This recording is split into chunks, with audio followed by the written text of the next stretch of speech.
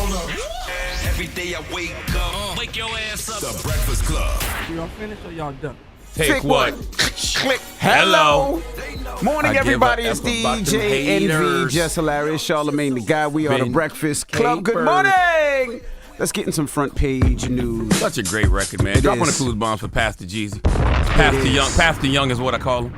Okay. Absolutely. Salute to the Chargers. Last night in Monday Night Football, the Chargers beat the Eagles 22-19. God damn it. The Cowboys would have won on Sunday. We still in the mix regardless, though. Yeah, well, things happen. Eagles lost, what, 4 straight?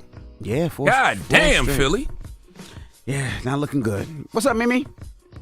Good morning, MV, Jess, Charlamagne. How y'all doing this morning? Peace, Mimi. How you doing? Good morning. All right, so we start this morning in Texas, where Congresswoman Jasmine Crockett is officially entering the race for the United States Senate.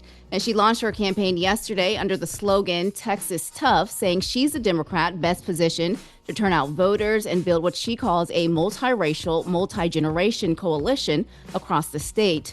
Now, Crockett says her focus will be on bringing down the cost of living, expanding opportunity, and holding President Donald Trump accountable. Let's listen to some of her speech from yesterday. He has rigged our elections once again by changing the lines in the middle of an election cycle. And the cherry on the top, Trump drew me out of my home district. I know he's tired of me holding him accountable, dismantling his lies, and I know he's tired of me breaking through to millions of Americans, tired of me getting people out to vote, tired of me living in his head rent-free. Well, Mr. President, you couldn't beat me at the ballot box. And so, as y'all know, a judge that you appointed, Mr. President, he said your maps were unconstitutional, but you ran it up to your loyal activist cronies at the Supreme Court. Well, Trump, I know you're watching, so let me tell you directly, you're not entitled to a damn thing in Texas. You better get to work, because I'm coming for you. Okay, Jasmine Crockett. Jasmine has nothing to lose in this situation. She's playing with house money. You know what I mean? At the least, it's going to increase her profile. You know, Jasmine has nothing to lose in this situation. And speaking of profile, she enters the race with a national profile. She's been one of the most outspoken Democratic critics of Donald Trump and House Republicans. So she's now considered the front runner after another candidate, Colin Allred. He dropped out yesterday. In early polling, though, it shows that she has a path to win. But that visibility also comes with political risk. Republicans have resurfaced some of her past comments and are already framing her as the candidate they think that they can beat. Now, Crockett, she's brushing off those attacks, saying she is in the strongest position to defeat whoever survives the Republican fight. And speaking of fight, she still has a road ahead of her because there's 2 major hurdles, 2 key dates to remember before we get to that general election. So on March 3rd, Democratic voters in Texas, they will pick their nominee for Senate. And right now, the race is between Crockett and State Representative James Tallarico.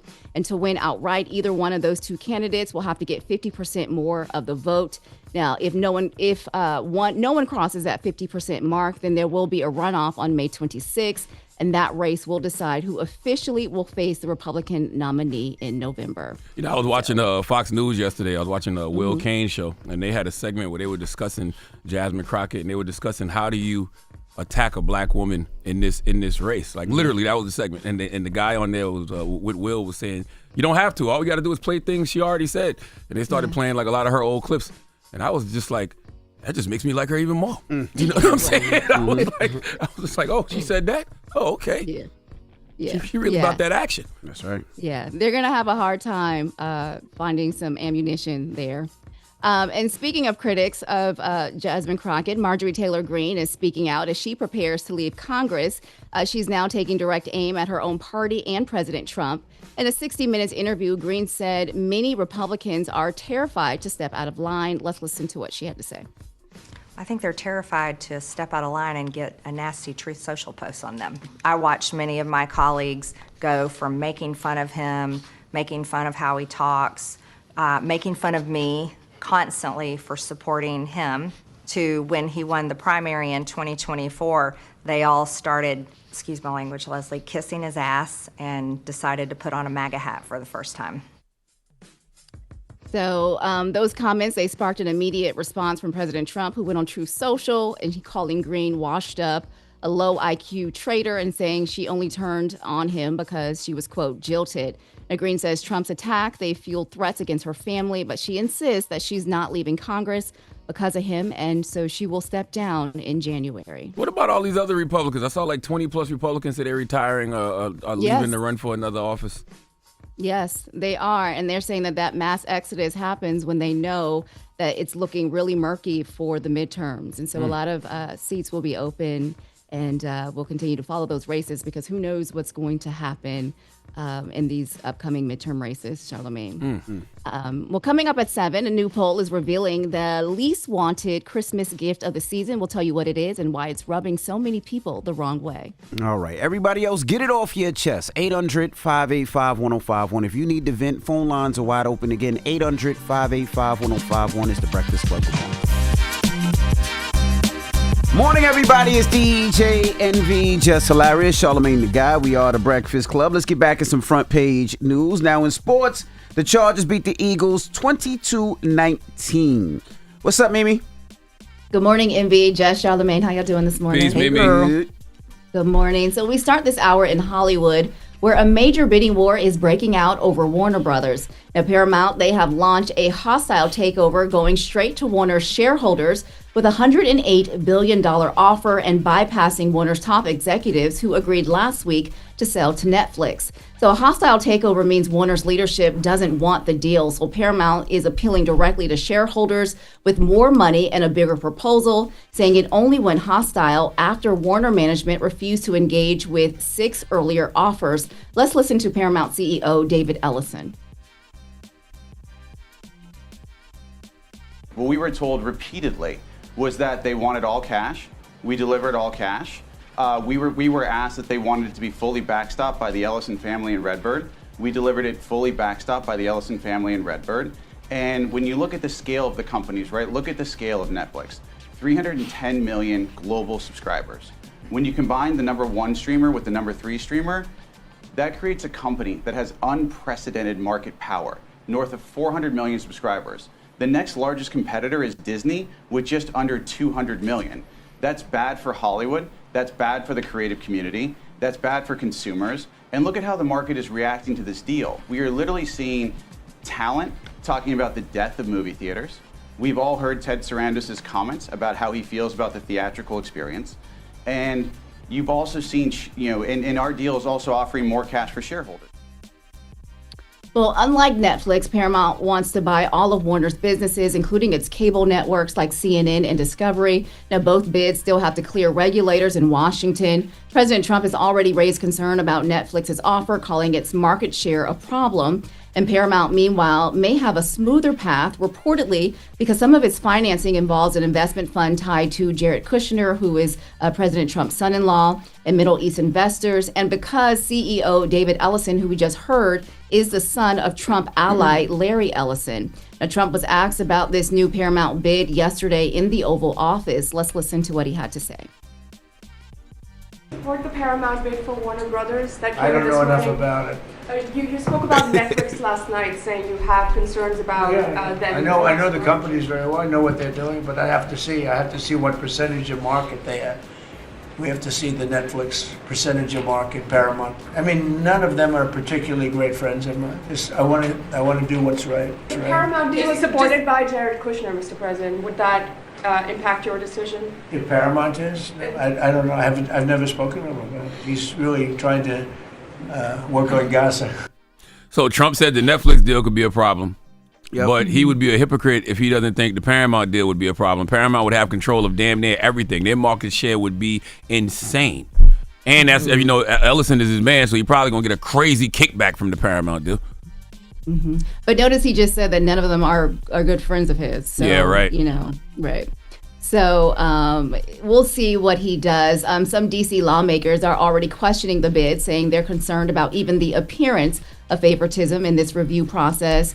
Paramount's offer, it does expire January 8th unless it's extended. But this battle is most likely far from over. And didn't last month, Mimi, Donald Trump was having. The report came out that Trump officials were discussing with Larry Ellison, CNN anchors. Yeah. They wanted to axe amid some type of takeover bid. So It's exactly what they were saying. And the underlying issue with this takeover is what it would do to CNN. There's a lot of questions behind that, right? They kind of want to take it over and reprogram the programming and do all of those things. And so, in the Netflix deal, CNN and other cable networks, they will be spun off and sold separately. Under the Paramount deal, they would be sold together. So, it just depends on which one will go through and what will happen and what the future of CNN and other cable networks will look like under the deal whichever deal that goes through. Lord have mercy. Yes.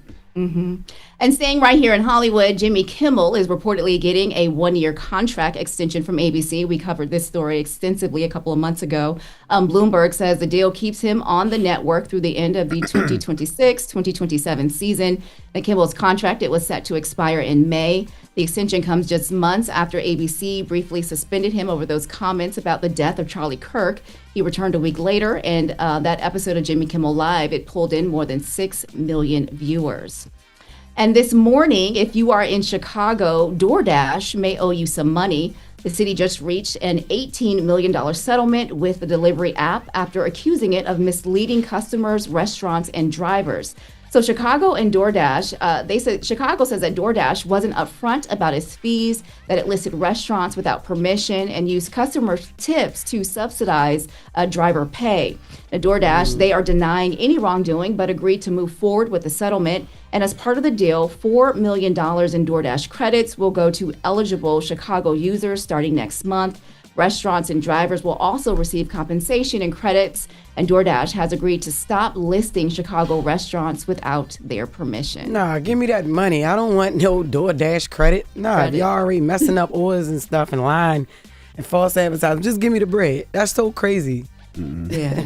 You don't get your money back, but you get a credit to order something else. Right? That's wild.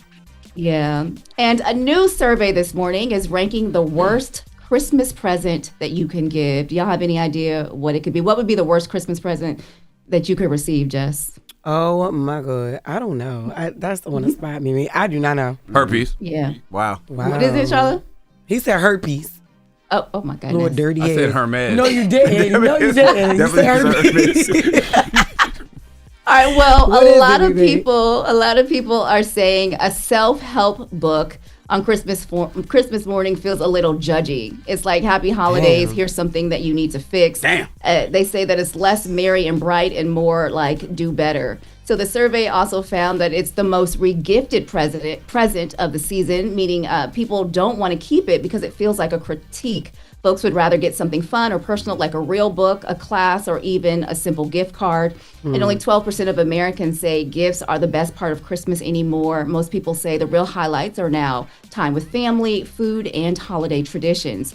And if you're wondering what to do with that gift that you don't want, you're in luck. 7 out of 10 people say regifting is perfectly fine. So if you get a self-help book this year, you don't want it, feel free to regift it, apparently, to someone who needs to improve their life. I disagree. I love a good self-help book. Yeah. Always recommend me a good self-help book. I read self-help books. I mean, I like self-help books. Mm-hmm. Like, you shouldn't be offended, especially if it's somebody you know. Obviously, it's something about you that they see that you could read on fixing. What if they give it to you every year, though?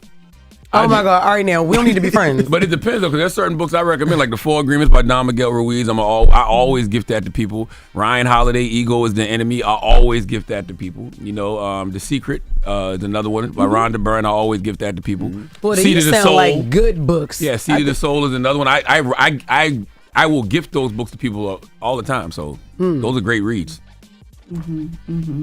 Well, apparently, Shala, 90-something% of Americans feel attacked by a self-help book. Well, they shouldn't have did it in Harlem. They must have polled in Harlem at Joel Santana House. Oh my God! Joel was like, "Don't send me no goddamn books for Christmas." All right. Okay. Damn. Right. Thank you, Mimi. All right, y'all. Well, that's your front page news. I'm Mimi Brown. Follow me at Mimi Brown TV. For more stories, follow the Black Information Network. Download the free iHeartRadio app and visit BINnews.com. Thank you, Mimi. Thank you. Thank you. Hold up.